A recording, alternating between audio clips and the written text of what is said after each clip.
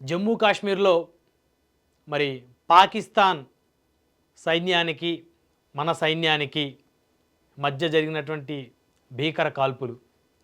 అయితే ఆ కాల్పుల్లో 14 మందిని పాకిస్తాన్ సైన్యాన్ని మట్టుపెట్టాడు మన అమర జవాన్ మురళీనాయక్ గారు. ఆ తర్వాత ఆయన వెనుదిరిగిన సందర్భంలో పాకిస్తాన్ ఉగ్ర మూకలు లాగా ప్రవర్తించిన ఆర్మీ ఆయన దొంగదెబ్బ తీసింది. అసలు పెహల్గాం ఉగ్ర దాడి తర్వాత మతం అడిగి మరీ ఉగ్రవాదులు భారతీయులను చంపిన తర్వాత దేశమంతా కూడా ఖచ్చితంగా ఉగ్ర మూకల్ని వారు ఎక్కడున్నా ఏరివేయాలి అని చెప్పేసి అనుకున్నారు. అనుకున్నదే తడవగా 2 వారాలు తిరిగేలోపు భారత ప్రభుత్వం, భారత ఆర్మీ తీసుకున్న సంచలనమైన నిర్ణయం, పాకిస్తాన్లోని 9 ఉగ్రవాద శిబిరాలను గుర్తించి మిస్సైల్స్ పంపి 100 మందికి పైగా టెర్రరిస్టులని మరి ఖతం చేశారు. అయితే ఎక్కడా కూడా పౌరులకు ఎలాంటి ఇబ్బంది లేకుండా మరి భారత ప్రభుత్వం, భారత ఆర్మీ వ్యవహరించింది. కానీ పాకిస్తాన్ ప్రభుత్వం, పాకిస్తాన్ ఆర్మీ మాత్రం మరి ఉగ్రమూకలకి సపోర్టుగా భారత్ మీద తెగబడే ప్రయత్నం చేసింది. సరిహద్దుల దగ్గర ఉన్నటువంటి భారత గ్రామాలకు సంబంధించినటువంటి పౌరుల మీద కాల్పులు జరిపింది. ఆ తర్వాత మిస్సైళ్ల రూపంలో భారత్లోని కొన్ని నగరాలను లక్ష్యంగా చేసుకొని మిస్సైల్ని పంపింది. దాన్ని భారత్కి చెందినటువంటి మరి ఏవైతే S-400 లాంటి మన దగ్గర ఉన్నటువంటి అణు ఆయుధాలతోటి వాటిని పూర్తిగా ధ్వంసం చేసాం, పాకిస్తాన్ మిసైల్స్ని గాలిలోనే. అయితే పాక్కి భారత్కి జరుగుతున్నటువంటి ఆ భీకర పోరు మధ్య మరి మన తెలుగు వాడు అని మనం గర్వంగా చెప్పుకోవాలి. ఆయన తెలుగువారు. సత్యసాయి జిల్లా, ఆంధ్రప్రదేశ్ రాష్ట్రం, సత్యసాయి జిల్లా, పెనుగొండ నియోజకవర్గం, గోరంట్ల మండలం, కలితాండ గ్రామానికి చెందినటువంటి మురళీనాయక్ గారు. ఆయన వయసు 25 సంవత్సరాలు.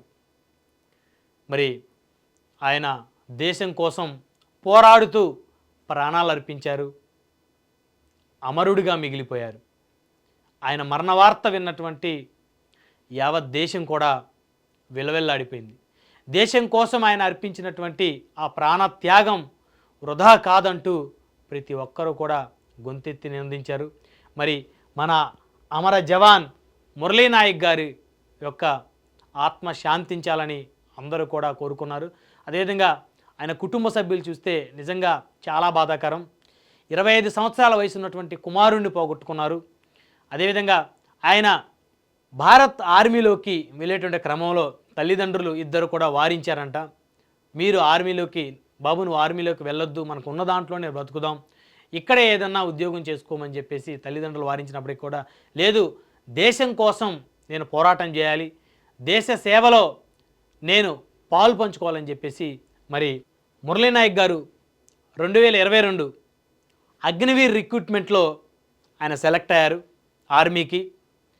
అంటే ఆయన కేవలం 3 సంవత్సరాలు గడవక ముందే మరి దేశం కోసం ఆయన ప్రాణాలను త్యాగం చేసినటువంటి ఒక దేశభక్తుడిగా, అమర జవానుగా మురళీనాయక్ గారు అయితే అందరికీ ఆదర్శంగా నిలుస్తారని చెప్పుకోవచ్చు.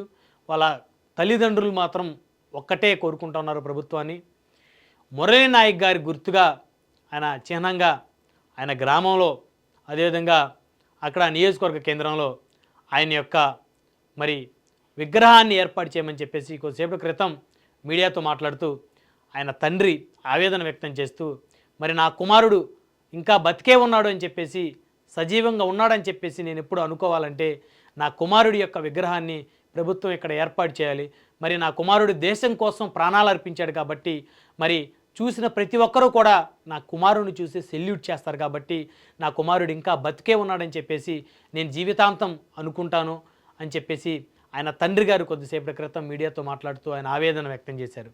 అయితే అమర జవాన్ మురళీనాయక్ గారి యొక్క మరణ వార్త తెలుసుకున్నటువంటి ఆంధ్రప్రదేశ్ ముఖ్యమంత్రి చంద్రబాబు నాయుడు గారు కూడా దిగ్భ్రాంతిని వ్యక్తం చేశారు, నివాళులు అర్పించారు.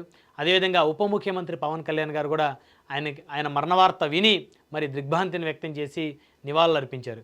అయితే రేపు సాయంత్రం కల్లా మరి మురళీ నాయక్ గారి యొక్క పార్థివ దేహం ఆయన సొంత గ్రామం, అదేవిధంగా పెనుగొండ నియోజకవర్గం మరి ఆయన పార్థివ దేహం రానుంది. అశ్రు నయనాలతో అందరూ కూడా ఆయనకి తుది వీడ్కోలు పలకనున్నారు. సో మొత్తానికి ఒక తెలుగువాడిగా అమర జవాన్గా మురళీ నాయక్ గారు మరి చనిపోయి కూడా అందరి హృదయాల్లో శాశ్వతంగా ఆయన ముద్ర వేసుకున్నారని చెప్పడంలో ఎలాంటి అతిశయోక్తి లేదని చెప్పుకోవచ్చు. ఎందుకంటే 25 సంవత్సరాల వయసులో మరి దేశం కోసం పోరాడుతూ ఎక్కడా కూడా వెనకడుగు వేయకుండా మరి పాకిస్తాన్ సైన్యాన్ని తరిమి కొట్టినటువంటి మరి దేశభక్తుడిగా వీరుడిగా కేవలం 25 ఏళ్లకే మరి అమర జవానుగా మరి కీర్తింపబడుతున్నారు మురళీ నాయక్ గారు. మరొక్కసారి మురళీ నాయక్ గారి యొక్క పవిత్ర ఆత్మ శాంతి చేకూరాలని చెప్పేసి 99 టీవీ మరి యాజమాన్యం తరపు నుంచి, సిబ్బంది తరపు నుంచి మరి నేనైతే మనస్ఫూర్తిగా కోరుకుంటున్నాను. మన అమర జవాన్ మురళీ నాయక్ గారికి మరి 99 టీవీ తరపు నుంచి సెల్యూట్ చేస్తున్నాం.